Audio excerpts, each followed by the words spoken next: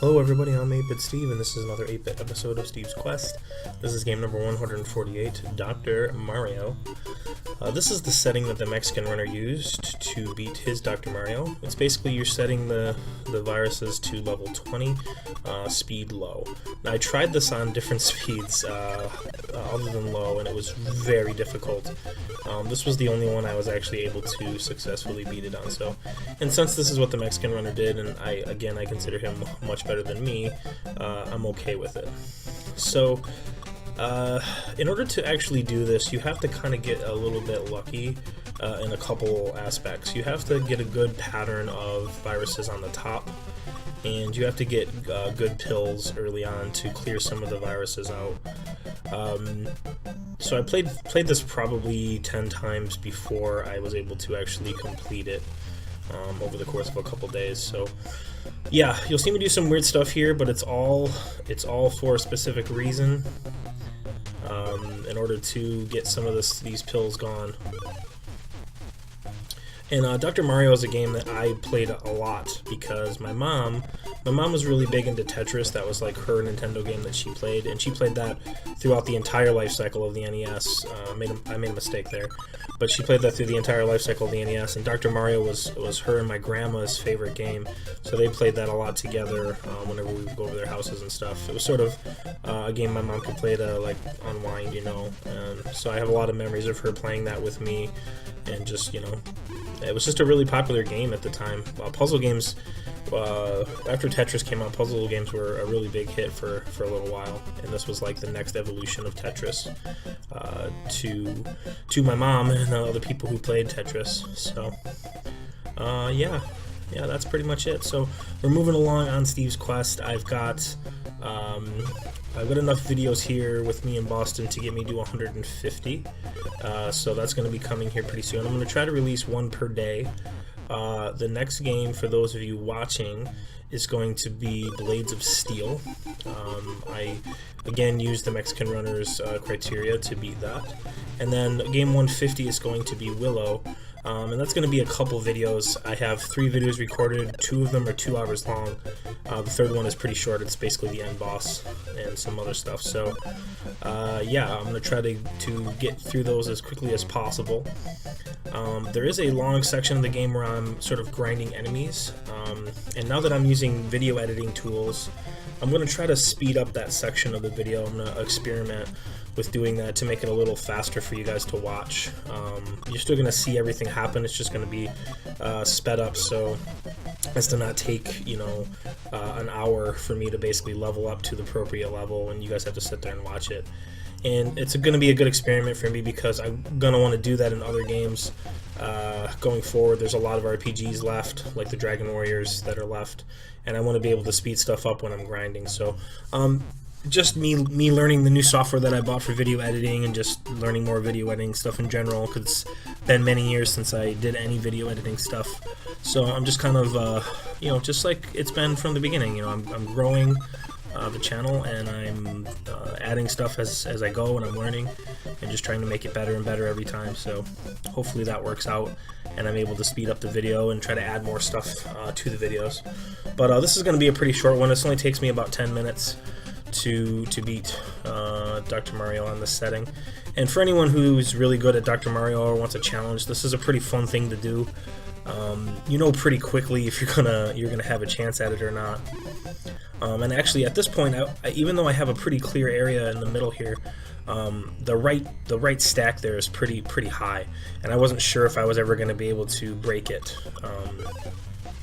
But a cool trick you can do is you can lower the pills down onto lower sections from underneath.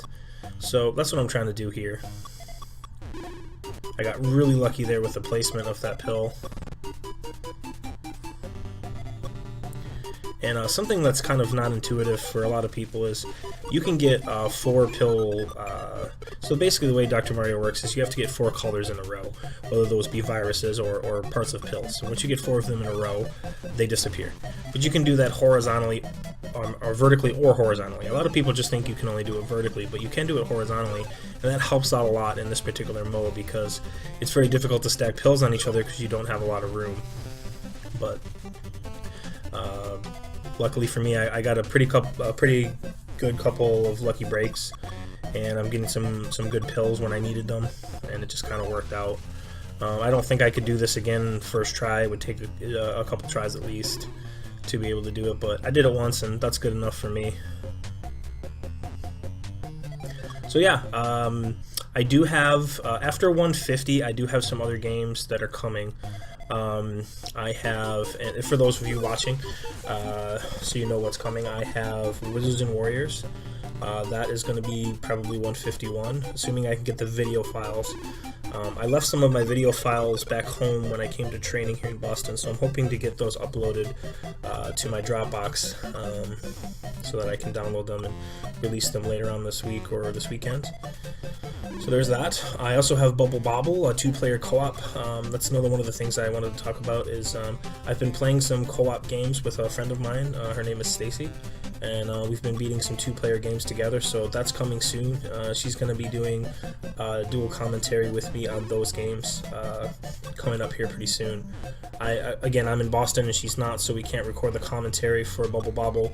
We also did Rampage before I left, so there's 2 games that we've done, and we have a whole list of other 2-player games that we're going to knock out to get off my list before the end of my quest comes. So look for that, and then after I complete Wizards and Warriors, I also have Cool Spot, which is a really 7-up game released. I'll be at 152 at that point. So when I get to that point, my plan is to start playing through my friend Brad's request list, assuming he has time to do so. Now, in the times that he does not have time to do that, what I'm going to do is I'm going to play through my own personal NES game list. So what I've been kind of trying to do is I go through the game list and I just look for stuff that I played as a kid that I never beat that I really wanted to, or I get a feeling from it when I see the name of it and it has some kind of memory to me. So I've got about 30 games on that list. So I'm going to start doing those in the interim time and try to release as many as possible, because it's likely Brad won't have time to do as many as I would like. So yeah, and there may even be times where I do games on his list without him, and we just record the commentary afterwards. So I haven't decided yet, but for now, that's what my plan is. And so that should take me pretty much through March and maybe into April. And we'll start figuring out stuff from there if I can get those games completed, because my list has about 30. I'm probably going to add 10 to 20 more to it, and Brad's list is about 20, I think. So that's 70 games, so that might take quite a while depending on how quickly I go through them. But with this new process and the AVS and all the free time I have currently, it should be pretty easy to knock out some of these games. And some of the ones I have on my list are short, some are long, so I'm not really worried about that. And again, I'm trying to beat some games. I'm avoiding certain games. I'm avoiding Ikari Warriors. I'm avoiding some RPGs because I want to do more video editing on those to make the video shorter. And so Willow is going to be the kind of experiment on that, because Ikari Warriors is super long and super boring, and I want to speed that up when I do that. Yeah, so that's pretty much what's been going on with me. You know, I am still working on world records. I'm not working on anything out here in Boston for world records because I'm still working on the 2-player world records with my friend Anthony, and obviously we can't play together while I'm out here, so I'm kind of taking a break from that and working on Steve's Quest while I'm out here. I may dabble checking out a few games for speedrunning, but mostly I'm just kind of taking a break from that and trying to focus on Steve's Quest while I can, because I have a lot of other stuff going on here. I have the training class and just, you know, trying to keep things light and try to relax a little bit, because got a lot of stuff coming up here in the next couple months, so I want to get myself ready for that. Now, as far as Dr. Mario is going here, we're getting towards the end here of it. I'm starting to break a lot of the viruses. So I made a mistake there. Should have flipped it to blue. But with this much space, you can pretty much go nuts. You can make a ton of mistakes and still be able to kill the viruses. But again, if you want to have a fun challenge for Dr. Mario, try doing this. Set them to 20, put the speed on low, and see if you can do it.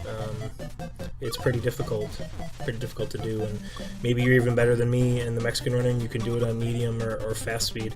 I can't imagine anyone doing it on fast speed. There's just so little time to do anything, and it's just so random with the pills you get and the patterns that you get. So yeah, I'd love to see a run of somebody doing that. There probably is one if I looked it up, but yeah, I don't really have time for that.